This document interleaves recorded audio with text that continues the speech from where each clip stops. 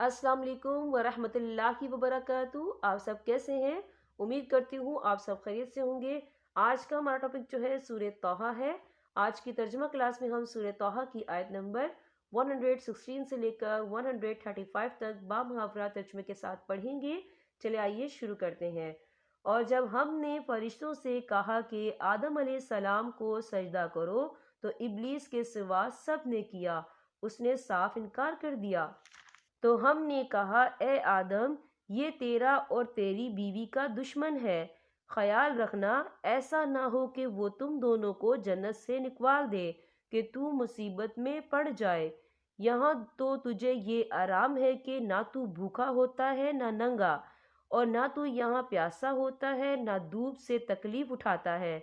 लेकिन शैतान ने इसे वसवसा डाला, कहने लगा कि क्या मैं तुझे दायमी जिंदगी का दरख्त और बादशाहियत बतलाऊं कि जो कभी पुरानी ना हो। चनाचा उन दोनों ने उस दरख्त से कुछ खा लिया, बस उनके सत्तर खुल गए और बहशत के पत्ते अपने ऊपर टांगने लगे। आदम अलैहिस्सलाम ने अपने रब की नाफरमानी की, बस बह गया। फिर उसके रब ने नवाजा, उसकी तौबा कबूल की और उसकी रहनुमाई की। फरमाया, तुम दोनों यहाँ से उतर जाओ, तुम आपस में एक दूसरे के दुश्मन हो। अब तुम्हारे पास जब कभी मेरी तरफ से हदायत पहुँचे तो जो मेरी हदायत की पैरवी करे, ना तो वो बहकेगा ना तकलीफ में पड़ेगा, और हाँ, जो मेरी याद से रोगदानी करेगा इसकी जिंदगी तंगी में ही रहेगी, और हम इसे बरोज़े क़यामत अंधा करके उठाएंगे। वो कहेगा कि इलाही, मुझे तूने अंधा बनाकर क्यों उठाया, हालांकि मैं तो देखता भालता था। जवाब मिलेगा कि इसी तरह होना चाहिए था। तू मेरी आई हुई आयतों को भूल गया तो आज तू भी भुला दिया जाता है। हम ऐसा ही बदला हर उस शख्स को दिया करते हैं जो हद से गुजर जाए और अपने रब की आयतों पर ईमान ना लाए, और बेशक आखिरत का अजाब नहायत ही सख्त और बाकी रहने वाला है। क्या इनकी रहबरी इस बात ने भी नहीं की कि हमने इनसे पहले बहुत सी बस्तियां हलाक कर दी हैं जिनके रहने सहने की जगह ये चल फिर रहे हैं।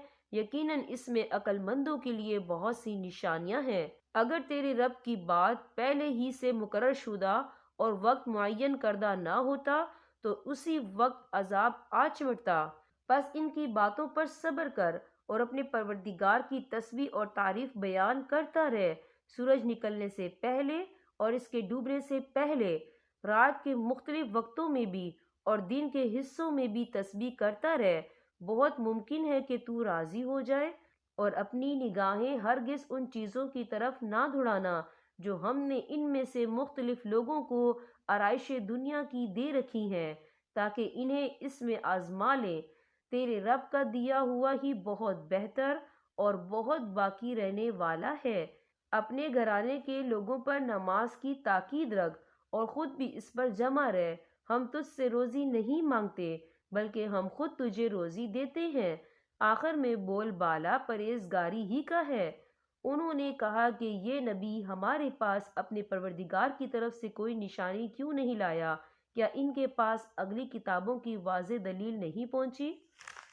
और अगर हम इससे पहले ही इन्हें आज़ाब से हलाक कर देते तो यकीनन ये कह उठते कि ए हमारे परवरदिगार, तूने हमारे पास अपना रसूल क्यों ना भेजा कि हम तेरी आयतों की ताबदारी करते, इससे पहले कि हम जलील और रिस्वा होते।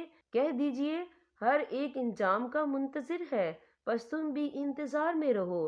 अभी अभी कतअन जान लोगे कि राय रास्त वाले कौन है और कौन राह याफ्ता है। यहाँ पर हमारे सबक का इख्तिताम होता है।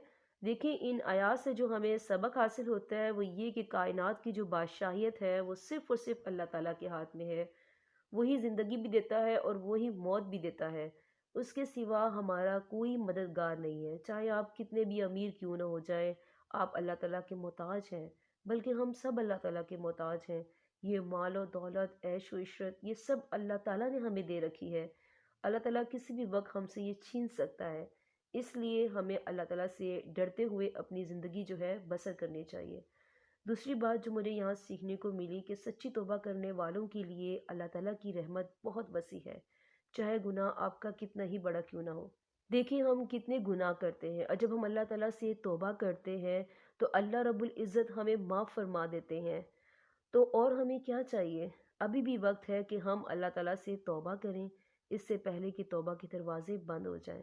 خیر، اللہ تعالیٰ کی رحمت بہت وسیع ہے۔ اللہ تعالیٰ جو ہے ہم سب کو اپنے حفظ و ایمان میں رکھے۔ جزاک اللہ خیر۔